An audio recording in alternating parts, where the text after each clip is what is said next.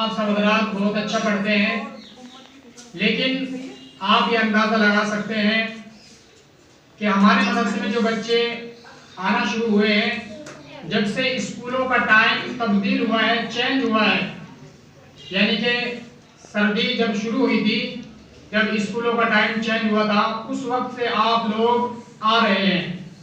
और इनमें भी अक्सरियत उन बच्चों की है जो बच्चे हफ्ते में कई देर हाजिरी करते हैं। लेकिन अल्हम्दुलिल्लाह अल्लाह तबारक व तआला का जितना शुक्र अदा किया जाए कम है कि हमारे बच्चे माशाअल्लाह दिन ब दिन तरक्की करते जा रहे हैं। मैं आप हज़रात को बार बार कहता हूँ कि अगर हम एक हरफ भी रोज़ाना सीखेंगे तो महीने के अंदर 30 दिन होते हैं, 30 हरफ हम पर आ जाएंगे। और अगर हम गैर हाजिरी करेंगे तो उन हरफों में से भी हमारे इल्म में जो है कमी आ जाएगी। इसलिए जो बच्चे रोज़ाना आते हैं, वक्त पर आते हैं, पाबंदी के साथ आते हैं और अपने घरों से अपने सबकों को याद करके लाते हैं, अल्हम्दुलिल्लाह उनके लिए दिल से दुआ निकलती है कि अल्लाह पाक आपको दिन दोगुनी रात चौगुनी तरक्कियात से मालामाल फरमाए।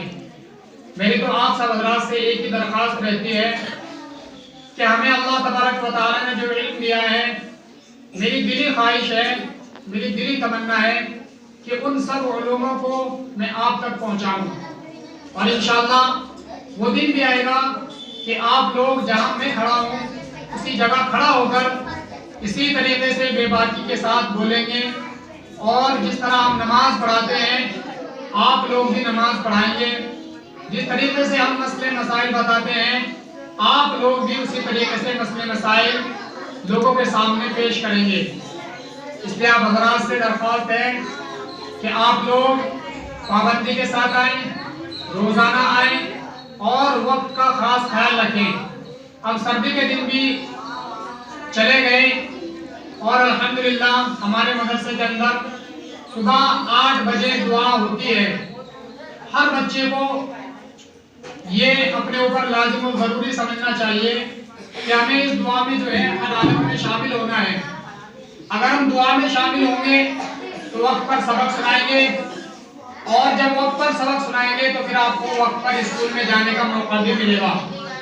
मैं ये नहीं कहता कि आप लोग सिर्फ कुरान करीम, हदीस और उर्दू की किताबों तक ही महदूद रहें, नहीं, बल्कि मैं जोर देकर कहता हूँ कि आप लोग जितना स्कूल के ऊपर अपना वक्त लगाते हो, अगर उसका आधा वक्त भी आप यहाँ लगा दोगे तो इंशाअल्लाह आपके स्कूली पढ़ाई में भी तरक्कियात होगी।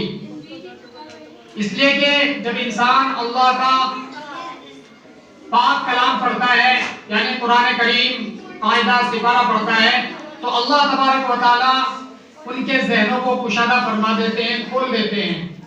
और अल्लाह के कलाम के अंदर वो बरकत हैं कि हमारे बहुत सारे साथी ऐसे थे कि जिनके दिलो दिमाग बिल्कुल पत्थर की तरह थे, कुछ उनको समझ नहीं आता था, लेकिन जब उन लोगों ने अपने दिल पर इस बात को लिया तो अल्लाह ताला ने उनके ज़हनों को खोला और आज अल्हम्दुलिल्लाह हाफिज हैं, कारी हैं, मौलवी हैं और बहुत सारे साथी तो हमारे माशाअल्लाह मुफ्तियान किराम भी हैं। और अल्हम्दुलिल्लाह उनमें अक्सर लोग अपनी खिदमातों को दीन के लिए अंजाम दे रहे हैं। इसलिए मेरे प्यारे बच्चों, आप पाबंदी के साथ, दिल के साथ, यकीन के साथ अपनी पढ़ाई को जारी रखें। इंशाअल्लाह सुम्मा इंशाअल्लाह एक दिन आएगा कि आप लोग भी अच्छे आलिम बन जाएंगे, कोई टीचर बन जाएगा, कोई अल्लाह ने चाहा तो डॉक्टर बन जाएगा और न जाने जिसकी जो तमन्नाएं हैं अल्लाह पाक हम सब की तमन्नाओं को पूरा फरमा देंगे। अब मैं अगला प्रोग्राम पेश करने के लिए दावत दे रहा हूँ मुसम्मात तज़किरा बिन्त मोहम्मद अखलाक कि वो आए और अपना प्रोग्राम पेश करें। अस्सलामु अलैकुम व रहमतुल्लाहि व बरकातुहू। अल्हम्दुलिल्लाहि रब्बिल आलमीन वस्सलातु वस्सलाम अला